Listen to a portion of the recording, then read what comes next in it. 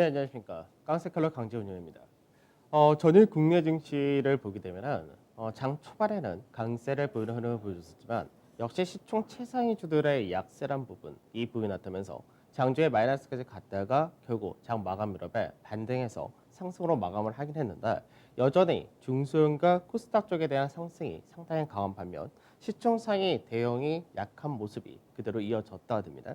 물론 수급적인 부분에서 외국인들의 매도세가 이어진다는 부분이 있지만 실제로 월요일 날 MSCI 리밸런싱에 따른 외국인들의 대규모 매도가 있었던 부분을 제외하면 외인들의 매도는 앞전에 나왔던 수준 정도였었으나 시장에서 받추는 매수세가 상당히 작다는 부분이 이어지고 있습니다. 그래서 이 부분은 카카오 게임즈에 대한 공모 쪽으로 약 59조 정도가 쏠린 정도로 그쪽으로 자금이 많이 빠져나갔다라는 부분도 있을 수 있는데 시장에서 어느 정도 추가적으로 강세를 띨 만한 시총 최상위주들의 모멘텀이 상당히 좀 부족한 모습을 나타내 준다. 이렇게 봐야 될 것 같습니다. 그러다 보니까 시장에서 이슈와 테마 이쪽에 따라서 상당히 많은 급등락이 이어지는 그런 모습이 나타난다든가 이 부분이 조금씩 바뀔 수 있느냐 이게 중요할 것 같습니다. 자, 하나씩 보면서 가도록 하죠. 종합주가 지수를 보게 되면 이 장중에가 2,369포인트, 딱 중요 가격대가 2,370포인트 전후가 되는데 그 라인대를 저항으로 다시금 인식하는 모습을 보여줬다 됩니다. 그래서 결과적으로 이제 마감은 반등을 해서 0.63% 상승한 2,364포인트로 마감되었고 거래대금은 15조 8천억인데 이 중에서 중소형 쪽으로가 거의 10조 정도 거래대금이 형성이 됐기 때문에 실제적으로는 거래대금이 테마라든지 이슈 이런 쪽으로 상당히 강하게 움직였다 이렇게 봐야 되겠습니다. 외인들이 2,500억 정도 매도를 했고요. 기관에서는 800억 정도 매도를 했고 프로그램 매도가 소폭 출하되는 정도를 보여줬다 됩니다. 그다음 선물 시장도 마찬가지로 대형주가 이제 선물 시장과 동일한 그런 케이스이기 때문에 선물 쪽에서도 0.4% 정도 상승한 311.75포인트로 마감이 되는 모습이었는데 우선 어제 같은 경우는 외국인들이 선물 쪽에서 매도를 키우는 모습을 보여줬다 됩니다. 그래서 매도 쪽에서가 약 4천 계약 정도 추가로 나오는 모습을 보여줬고 그로 해서 누적 순매수는 다시금 3만 4천 개 정도 나타났다는데 사실 이 부분은 그렇게 나쁘지 않다라고 이야기를 해야 되는데 왜 그러냐면 옵션 쪽에서 외인들이 선물을 매도하면서 콜 매도를 축소하고 그리고 풋 매도를 확대하는 그런 흐름을 보여줬기 때문에 결과적으로는 추가적인 하락보다는 반등 쪽에 무게를 실어주는 포지션을 변경하는 흐름이었다. 이렇게 볼 수가 있습니다. 그다음 코스닥 시장은 앞전 8월달 중순의 고가 라인대를 돌파하는 그런 흐름을 보여주면서 1.57% 상승한 866.74포인트로 마감되었고 거래대금은 14조대 이 부분은 그대로 유지를 했다 됩니다. 수급적인 부분에서 외국인과 기관 동반 매수가 유입되는 그런 모습을 보여줬다 되죠. 그래서 코스닥 같은 경우는 이슈가 있었던 5G를 비롯해서 카카오 게임즈가 상장한다는 부분이 그 외적인 게임주라든지 그리고 갤럭시 폴드 관련된 관련주라든지 그리고 일부 제약바이오 이쪽에서의 강세가 두드러진 흐름을 보여줬다 됩니다. 자, 해외 증시 보도록 하죠. 지금 이제 미 대선을 앞두고 트럼프와 바이든 지지율에 대한 부분이 계속해서 언급이 되고 있는데 바이든의 우세한 부분이 상당히 강하게 가다가 최근 들어서는 이 부분이 경합으로 바뀌어 있는 그런 상태입니다. 그래서 시장에서는 바이든 쪽에 대해서 기대치를 많이 갖고 있던 부분이 트럼프가 당선될 가능성도 상당히 높다던데 그러다 보니까 시장에서 트럼프 대통령의 발언이 다시금 시장에서 상당히 많이 영향을 미친다가 됩니다. 그래서 어제 중국 같은 경우는 트럼프 행정부에서 하웨이를 비롯해서 그 외적인 중국 기업들에 대해서 활동을 제한시키는 추가적인 제한 조치를 발표를 할 거다 이런 식으로 이제 얘기가 나왔는데 그런 얘기가 나오다 보니까 중국 증시가 상승보다는 소폭의 약세 그 장중에 하락을 좀 키우는 모습도 보여줬다 됩니다. 그래서 경제 지표라든지 흐름은 상당히 좋다는 부분은 변동이 없지만 트럼프가 재선이 될 경우 다시 한번 중국과의 이제 어느 정도의 충돌이 이루어질 수도 있다는 부분에 따른 경계감이 나타났다 됩니다. 그래서 외국인 같은 경우가 다시금 46억 위안 정도 순매도하는 그런 흐름을 보여줬습니다. 그다음에 미증시인데 미증시가 장중에 상당히 변동이 컸습니다. 우선은 나스닥 같은 경우가 0.98% 정도 상승한 반면에 S&P와 다우지수 같은 경우는 1.5% 이상의 상승으로 마감이 되었는데 최근 들어서의 흐름하고는 약간 바뀌었다 되는 부분에 실질적으로 이제 경제 지표가 나오기 시작하면서 경기가 회복될 가능성이 높아진다. 여기에 대한 기대감도 있었고 이제 어제 같은 경우는 가장 중요했던 부분에 물론 이제 실업 수당 청구 건수라든지 뭐 취업자, 이 고용 지표는 여전히 약하다 되는 모습이었지만 미 질병센터에서 코로나 백신에 대해서 10월 말에서 11월 초쯤에 보급할 준비를 하라라고 지시를 내었다는 부분입니다. 결과적으로 이제 9월 말에서 이제 10월 달 사이에 이제 코로나 임상 실험을 하고 있는 업체들의 임상 결과가 나오게 되는데 이게 나오게 될 경우 빠르게 FDA에서 바로 긴급 승인을 하고 바로 보급할 준비를 하겠다는 얘기입니다. 그래서 이 부분도 어떻게 보면은 미 대선을 앞둔 상태에서 보급을 시행을 하겠다라는 부분이다. 근데 이게 보급이 된다가 되면은 결과적으로 코로나에 따른 경기 둔화 우려라든지 이런 부분을 빠르게 완화시킬 수가 있고 그리고 경기 회복 자체가 이어진다는 부분이 있기 때문에 이런 부분이 경기 관련주 쪽으로 상당히 강한 흐름을 보여줬다가 됩니다.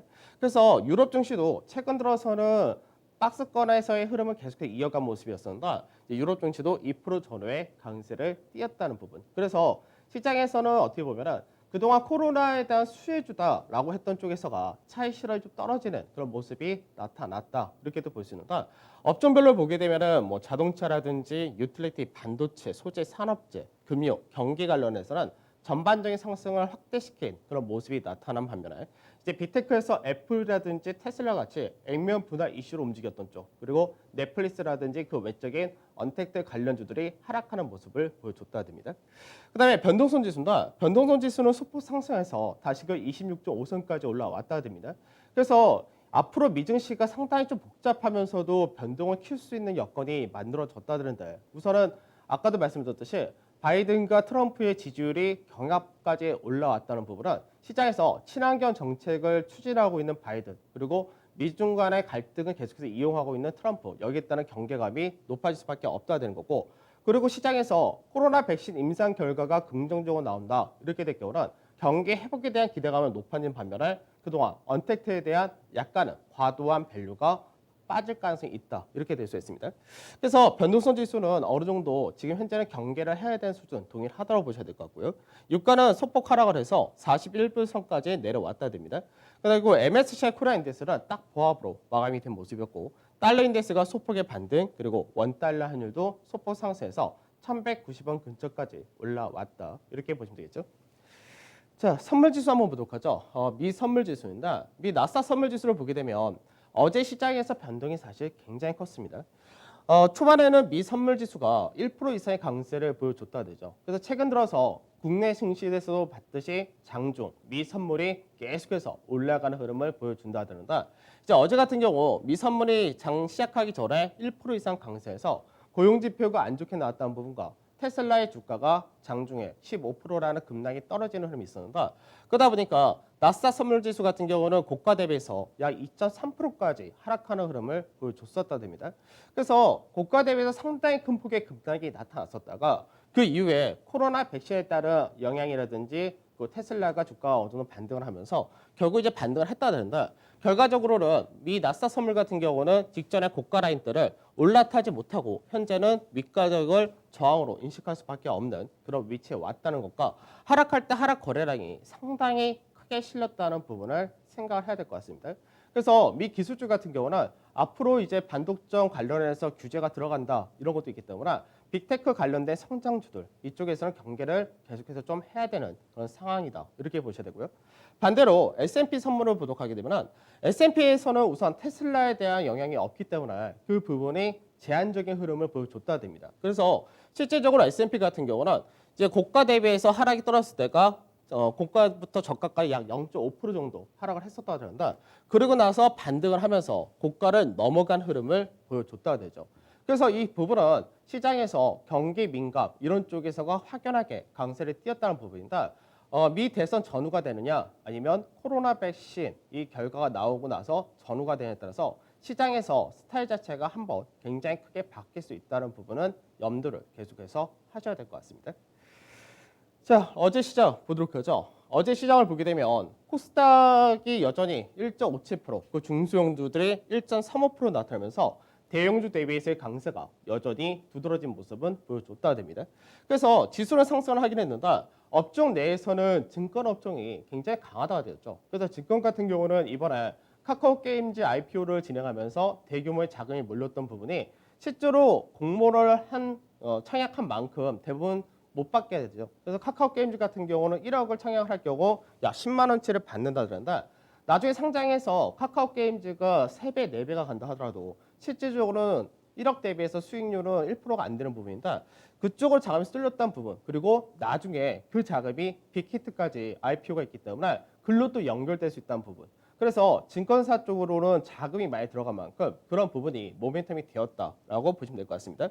그 다음에 항공회원 쪽에서가 전반적으로 반등이 나왔던 케이스였고요. 서비스에서는 넷마블이 이제 빅히트에 대한 지분을 가지고 있기 때문에 거기에 따른 강세와 그리고 카카오 게임즈라는 쪽이 원래 게임 업종 자체가 대부분 국내 게임 회사들 중에서 NC소프트가 좀 밸류가 성장 쪽으로 많이 치우쳐져 있는 상태이고 그 외적인 게임주들은 그렇게 밸류가 비싸지 않은 케이스인데 카카오 게임즈가 뭐 1년간의 영업 순이익 전망이 뭐 750억 정도 되는 회사인데 이쪽에서가 상당히 지금 평가 높게 받는다 이렇게 되다 보니까 그 외적인 게임주 역시 강세에 뛰었다 되죠.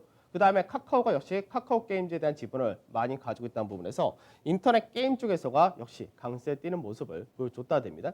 그 다음에 면세점 쪽에서도 유통 쪽에서 강세에 뛰었었는데 이쪽에서는 뭐 사실 특별한 모멘텀은 없었다는데 현재 코로나 사태가 어느 정도 완화가 되고 나중에 정상적인 흐름이 된다면 그때는 주가가 현재 위치에서 빠질 자리는 없고 올라갈 자리밖에 없다. 이런 관점인 것 같은데 그런 부분이 강세에 뛰었다 됩니다.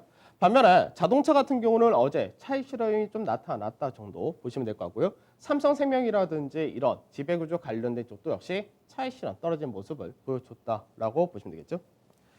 자, 바로 수급을 보도록 하죠. 수급을 보게 되면 우선은 LG 이노텍 같은 경우가 이제 애플에서의 신형 5G 관련된 스마트폰 출시가 된다라는 부분에서 기대치가 상당히 높게 형성된 케이스였고요. 그리고 네이버라든지 카카오 이런 NC소프트 같은 이제 게임과 인터넷 쪽인데 결국 이 부분은 카카오 게임즈와 연동이 된 그런 케이스였다라고 보시면 될 것 같습니다. 그리고 그 외적으로는 약간 종목별 흐름을 보여줬다 된다. 뭐 증권을 좀 사기도 했고 그 다음에 뭐 코스닥 있는 종목들도 역시 사고 그리고 제약바이오라든지 5G 이런 쪽도 들어왔기 때문에 전반적으로는 인터넷 게임이라든지 이런 쪽 제약으로는 종목별 흐름이 여전히 강한 흐름이었고요.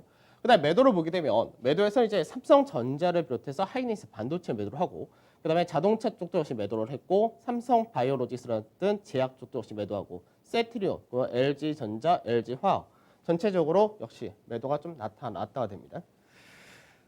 그다음에 기관에서 수급을 보게 되면 기관에서는 이제 SK바이오팜을 많이 샀다 되죠. 그래서 SK바이오팜 같은 경우가 앞전에 이제 상장에서 상당히 강한 흐름을 보여줬기 때문에 이에 따른 합식 효과가 사실 카카오 게임즈도 많이 쏠렸다라고도 볼 수 있는데 실질적으로는 이제 주식을 하신 분들은 뭐 아시겠지만 SK바이오팜도 상장해서 계속해서 연속으로 거래가 이루어지지 않은 상태에서 급등세를 보이다가 거래량이 나오기 시작한 다음부터는 상승보다 오히려 하락 쪽으로 무게가 실렸던 케이스였는데 SK바이오팜은 기관에서 많이 샀던 부분은 이번 선물 옵션 동시에 만기가 끝난 다음에 코스피 200에 편입될 수 있다는 부분이 있습니다. 그래서 SK바이오팜에 대한 매수가 강했었고 호텔신라라든지 신세계 같은 면세점 역시 들어온 모습이었고요. 그 외적으로 NC소프트라든지 메디톡스, 뭐 현대모비스, 대림산업 이런 쪽으로 좀 나눠진 모습 보여줬다 됩니다. 그다음 매도를 보게 되면 매도에서 역시 LG화학, 현대차, 네이버 그리고 LG전자, 삼성물산 이런 쪽으로 나왔는데 뭐 그다지 크게 공통적인 부분은 없었다. 그렇기 때문에 대부분이 많이 올라갔던 종목이라든지 계속해서 차익 실현이 좀 나타났다 정도 보시면 되겠습니다. 그 어제 이제 특징주 중에서 대림산업을 말씀 못 드렸었는데 대림산업을 간단하게 좀 보도록 하죠. 대림산업을 비롯해서 사실 건설주들인데 건설 같은 경우는 시장에서 성장 동력이 없다. 이 부분이 항상 저평가를 받고 있는 그런 상태가 됩니다. 그래서 실질적인 실적은 2000년도 이후에 가장 높은 실적을 나타낸다가 된 것이 건설업종이다. 이 건설업종이 이제 앞전에 문제됐던 것은 분양가 상한제라든지 여러 가지 정부의 부동산 억제 정책 이 부분이 있었기 때문에 SOC 투자라든지 이런 쪽에 대해서 규모를 줄일 것이다 라는 부분이 있었습니다. 근데 최근 들어서 이제 오히려 부동산 관련해서도 주택 공급 확대한다라는 부분도 있고 SOC 투자 역시 내년 예산안에서 크게 확대를 시킨 케이스이기 때문에 그런 부분이 결국 이제 서서히 실적이 더 좋아질 수 있는 케이스가 된다 이렇게도 볼 수 있는데 이제 대림산업은 그 중에서도 지배구조 관련해서가 상당히 많은 역할을 하고 있는 그런 회사가 되어 있습니다. 그래서 결국 이제 현재 뭐 일부 기업들 같은 경우는 지배구조 관련해서 전혀 처리가 안 된 상태이기 때문에 그런 부분이 대림 산업도 역시 이번에 어느 정도 윤곽이 드러나지 않을까 이런 관점인데 우선 이제 대림 산업을 보게 되면은 대림 산업 같은 경우는 이제 앞절에 무너지고 강한 상승 그리고 나서 박스권의 흐름을 보여주면서 상단 자리를 살짝 넘어온 모습을 보여줬다 됩니다. 그런데 이 상단 자리와 더불어서 앞전부터 내려오던 하락 추세 라인대를 돌파를 했기 때문에 92,000에서 93,000 사이 이 라인대가 한 번 지지를 받을 자리고 그러나서 기본 마디폭이 열린다고 될 경우는 약 108,000까지 열리는 그런 케이스다라고 보시면 되겠습니다. 그러면 대림 산업에 대해서 간단하게 지배구조 상태를 좀 보게 되면은 우선 대림 산업에서 이제 비상장 회사인 대림 코퍼레이션이라는 회사가 상당히 이제 정점에 올라 있는 상태인데 이 회사에 대한 지분을 현재 이해욱이 이제 한 52% 정도 대부분 가지고 있기 때문에 결국 이 부분도 이제 승계를 하는 부분에 따른 모멘텀을 갈 수밖에 없다 이렇게 된다. 그 외적으로 바로 대림 코퍼레이션이 대림 산업에 대한 지분을 21% 정도 가지고 있고요. 또 대림 산업은 그 외적인 자회사들, 대림건설을 비롯해서 뭐 여천 NCC라든지 여러 가지 자회사들을 가지고 있다 됩니다. 그래서 현재는 상장된 회사들 중에서는 대림 산업이 지배 구조의 정점에 올라온 그런 케이스입니다. 그래서 이 부분을 나중에 이제 대림 코퍼레이션과 합병을 하거나 이런 가능성이 높아진다 이렇게 되는 건데 그렇게 될 경우가 대림 산업이 워낙에 자산 가치라든지 실적 대비 저평가되어 있는 그런 회사이기 때문에 그런 부분에서 앞으로 강세를 띌 수 있다 이런 관점이 작용이 되었다라고 보시면 되겠습니다. 실제로 대림 산업의 실적을 보게 되면은 앞서도 말씀드렸듯이 건설 같은 경우는 이제 수주 산업이 중심이기 때문에 앞에 수주를 받았던 쪽에 대해서 얼만큼 공사 진행이 그대로 이어지느냐 또는 조금 지연되느냐 이 정도의 차이이기 때문에 그래서 코로나 사태에 따른 실질적인 영업이익의 감소라는 부분은 제한이 되는 그런 케이스입니다. 다만 코로나 사태가 어느 정도 종식이 되기 전까지는 해외에서의 발주한 부분이 다 지연이 되고 있는 그런 상태이기 때문에 결국 코로나에 대한 영향을 일부는 받는다 정도 보시면 되겠죠. 그래서 실적을 보게 되면은 올해 같은 경우 영업이익 전망이 약 1조 2천억 정도 전망이 되고 있고 실적으로 볼 때 퍼가 약 4%, 자산 가치가 0.5배 정도 되기 때문에 가장 대표적인 저평가 가치주다 이렇게도 볼 수 있는 케이스입니다. 그래서 실질적으로 이제 자산 가치를 볼 때가 17만 원 정도 되는 케이스인데 뭐 내년을 기준할 때 19만 원이 되는 거고요. 배당 역시도 1,300원 정도 좀 더 높이는 케이스로 가고 있기 때문에 뭐 배당 관련해서도 역시 체크를 하실 수 있는 그런 종목이다라고 보시면 되겠습니다. 자, 그다음 어제 간단하게 말씀드렸던 정부 예산안이다. 정부 예산안이 증가를 했다는 부분은 이게 뭐 주식시장에 사실 긍정적인 요건으로 작용을 한다가 됩니다. 그래서 예전에 이제 인도라든지 일본에서도 다 마찬가지였지만 뭐 아베노믹스라든지 뭐 인도에서의 또 무슨 노믹스 이런 식으로 얘기를 한다. 정부에서 예산을 늘린다가 되면은 그 예산이 성장 동력 쪽으로 방향을 잡았다 이런 정책픽이 될 경우는 기업들의 입장에서는 그에 맞춰서 움직이기가 상당히 수월하다가 되는 케이스입니다. 그래서 현재 정부에서의 향후 목표를 어느 쪽으로 무게를 많이 뒀느냐 이 부분이 되는 건데 결국 이제 경기 회복에는 긍정적으로 작용할 것이고 그리고 이제 전체적으로 가장 크게 늘렸다는 것이 산업 에너지와 환경입니다. 그러니까 산업 에너지와 환경 전체적으로 뉴딜 산업인데 뭐 그린 뉴딜이라든지 뭐 디지털 뉴딜이라든지 이쪽에 대해서 앞으로 육성 정책을 상당히 강하게 한다는 부분이 예산안에 반영이 되었다고 보시면 될 것 같고 그다음에 R&D 연구개발에도 상당히 많은 비중을 키운다고 되어 있습니다. 그다음에 역시 SOC 이쪽에서 역시 마찬가지로 10% 이상 증가를 시켰다가 되고요. 그리고 일자리라든지 뭐 복지라든지 그리고 보건이라든지 이런 쪽도 역시 10% 이상의 증가를 한다가 되겠죠. 그래서 내년에 예산안 자체가 상당히 높게 형성인데 실질적으로 올해 3차 추경, 4차 추경까지 계속해서 하고 있는데 내년에 추경이 없다면 올해 추경을 했던 부분까지 다 포함했을 정도가 내년 예산인데 우선 예산안에서 중요한 것은 10% 이상의 이제 증가를 했다라는 쪽은 관심을 가질 수밖에 없다로 생각하셔야 될 것 같습니다. 자, 그다음에 지수를 잠깐 또 보도록 하죠. 지수가 중형지수, 소형 그리고 코스닥 같은 경우는 8월 달에 고가를 이미 넘어가 있는 상태입니다. 그러면 대형 같은 경우가 왜 약하냐 이 부분인데 계속해서 이제 8월 말일부터 해서 제가 얘기를 해드린 부분이 성장주 쪽에 지금 시총이 워낙 높은 언택트라든지 빅7이라고 얘기하는 이쪽에서의 성장이 앞으로 계속해서 이어질 수 있느냐의 기로에 와 있기 때문에 이쪽에서의 수급이 약해진 부분도 있고 카카오 게임즈 같은 이런 쪽으로 대규모의 자금이 갔기 때문에 그런 부분에서도 역시 수급이 약해질 수가 있다가 된 게 있습니다. 그래서 실질적으로 보게 되면 대형 지수 같은 경우는 이제 하단 자리에는 지켜주는 흐름을 보여주고는 있지만 아직까지 강한 상승은 제한된 모습을 보여준다 되죠. 그래서 실질적 시총상에서 여기서 위로 가기 위해서는 지금 현재 빅7이라고 얘기하는 이들 종목이 아니라 삼성전자, 하이닉스가 중요한 흐름을 나타내 주는 것이 현재는 가장 중요하다 됩니다. 그래서 경기가 좋아진다, 코로나에 대한 우려가 완화된다, 그리고 오늘도 뭐 반도체 지수 같은 경우가 미국 증시에서 상당히 강하게 움직였지만 그런 쪽에서 움직여주는 과정이 필요하다는다. 고가 대비해서 현재는 14거래일까지 조정을 받은 케이스고요. 그래서 앞전화 6월달 같은 경우도 고가 대비해서 약 16거래일 정도 조정을 받고 그다음부터 반등적으로 무게를 잡아줬는데 이 흐름이 이제 나올 수 있느냐 이 부분이기 때문에 현재 구간에서 우선은 하단 자리에서 빨리 윗자리를 최소 한번 가는 것이 상당히 중요하다 됩니다. 그래야 나중에 미증시가 변동 생기거나 그렇게 할 경우 어느 정도 바닥을 다시 만들 수 있는 케이스가 되기 때문에 그래서 오늘이 상당히 중요한 흐름을 보여줘야 된다 이렇게 보셔야 되겠죠.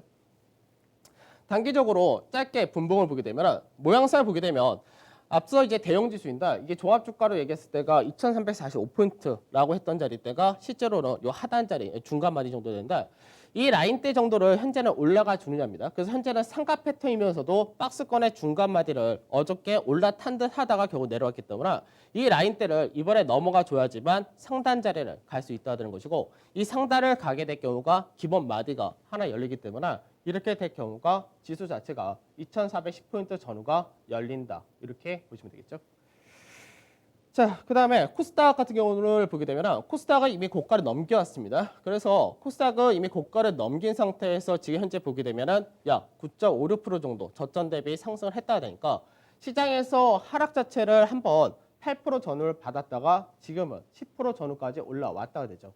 그러면 현재는 고가를 넘겼는데 고가 라인 때 직전의 고가 자리 때와 지금 추세의 상단 자리 다시 왔기 때문에 여기서는 숨고르기 또는 약간의 조정이 나타날 수 있는데 중요한 거는 830선 이 중간 마디에 되고 어느 정도 올라온 21선 전후가 되는데 이 라인 때는 깨는 그림이 나와서는 안 된다는 정도 체크를 하시면 될 것 같습니다.